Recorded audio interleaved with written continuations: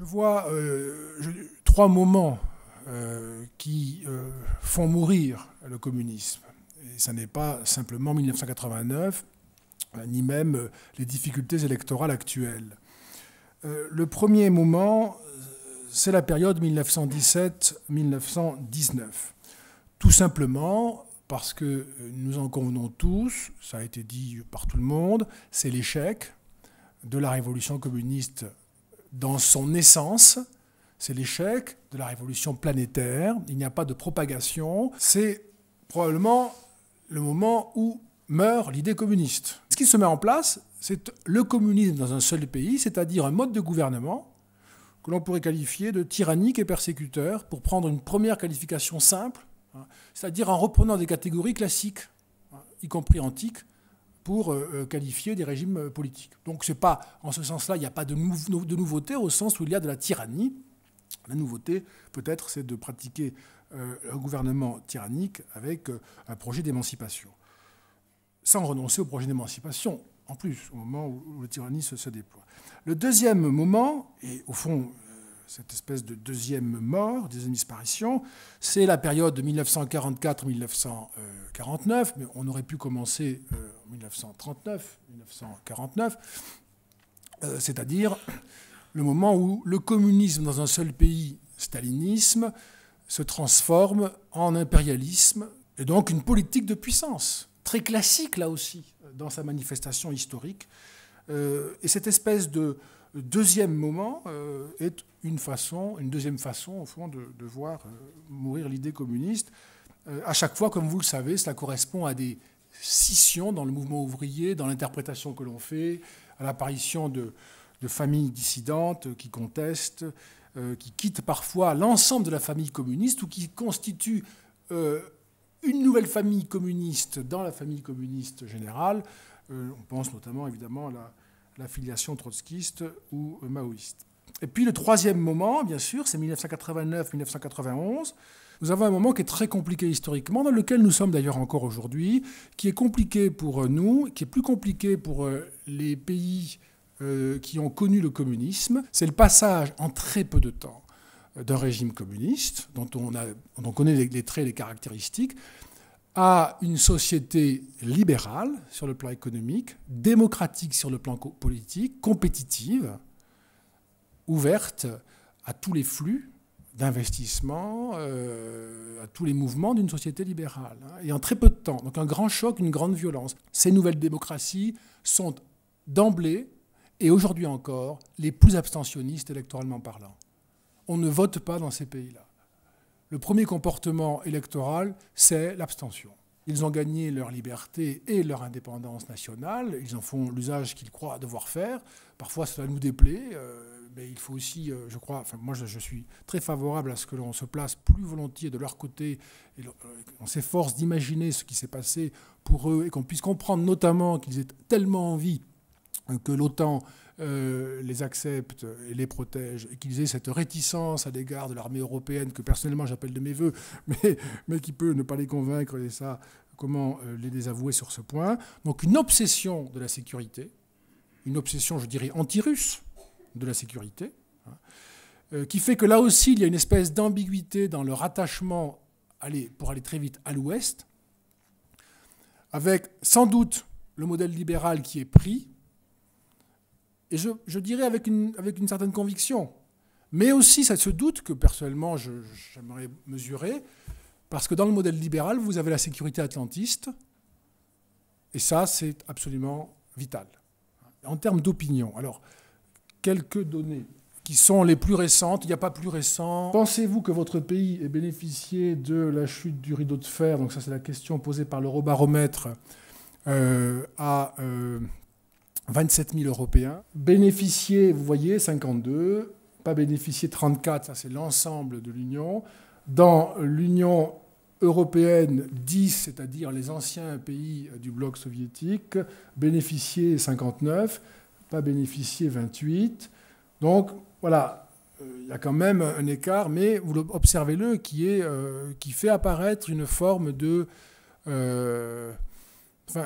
un défaut d'enthousiasme, pourrais-je dire, du côté de l'Ouest. Si on spécifie par pays, vous voyez, alors en rouge, pour que ce soit clair, la position majoritaire, quand elle est un peu surprenante, c'est-à-dire la Slovénie, pas bénéficier, c'est aujourd'hui, hein, pas bénéficier 48%.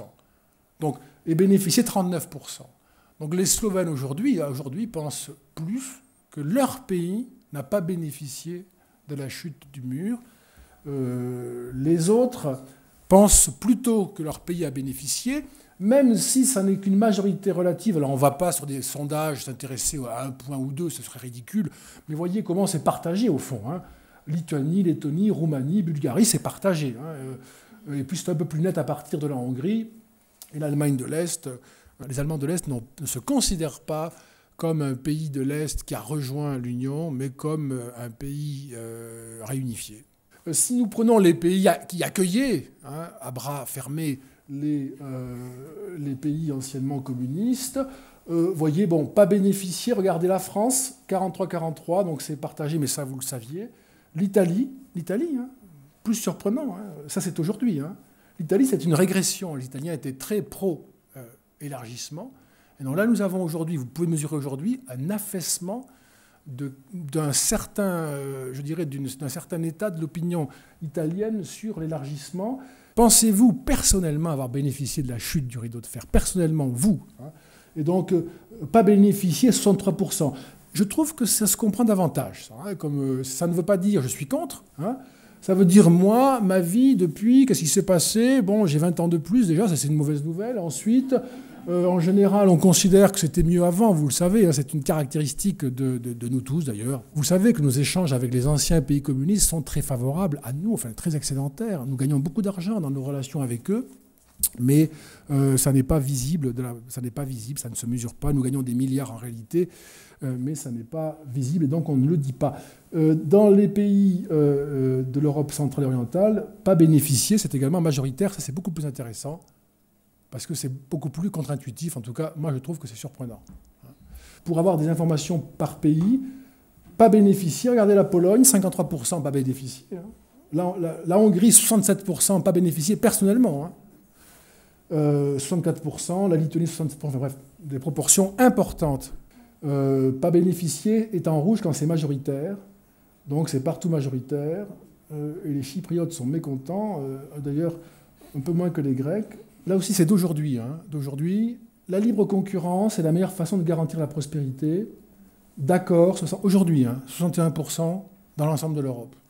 Pas d'accord, 25%. Ne sais pas, 14%. Anciens pays communistes, d'accord, 68%, on va dire. Hein. Et donc là, c'est quelque chose que je trouve intéressant, significatif. C'est en ce sens qu'il peut y avoir une insatisfaction sans nostalgie. Il y a un parti communiste qui réussit bien en Europe aujourd'hui. Il a même gagné l'élection présidentielle en 2008.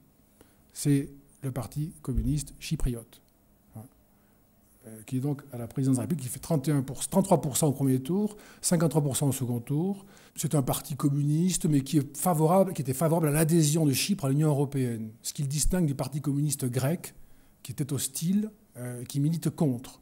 Donc c'est un parti communiste singulier, le parti communiste de Chypre, qui est favorable à l'indépendance de l'île dans la réunification, à la démilitarisation de l'île, à la neutralité diplomatique de l'île, donc sur un modèle, je dirais, très singulier. C'est le premier. Le deuxième parti communiste en termes de poids en Europe aujourd'hui, de poids électoral, hein, c'est le parti communiste tchèque. Hein. Entre 10 et 15%, hein, son potentiel électoral aux élections législatives. C'est un parti qui a une fonction tribunicienne, qui est anti-européen, volontiers populiste, nationaliste, agressif dans son discours. Une offre spécifique qui me paraît être une offre prometteuse en termes de marketing politique, je dirais. Pour aller vite, je le dis ainsi, je ne veux pas en parler de façon trop légère, mais c'est pour aller très vite, sentiment qu'il y a là un modèle possible de renaissance pour certains, relatif pour certains partis communistes. Le parti communiste grec, plus de 8%, qui est sur un modèle beaucoup plus, là aussi, protestataire, anti-européen. Le parti communiste portugais, autour de 8%. Le parti communiste slovaque, autour de 4%. Et puis ensuite, le Parti communiste espagnol autour de 4%, italien autour de 3%, c'est refondation communiste, et puis qui a donné lieu encore à une espèce de nouveau petit parti communiste. Bon, c'est quand même assez faible, 3% à peu près. La France, 2%, nous en avons parlé. Et partout ailleurs, c'est très faible, moins de 1%.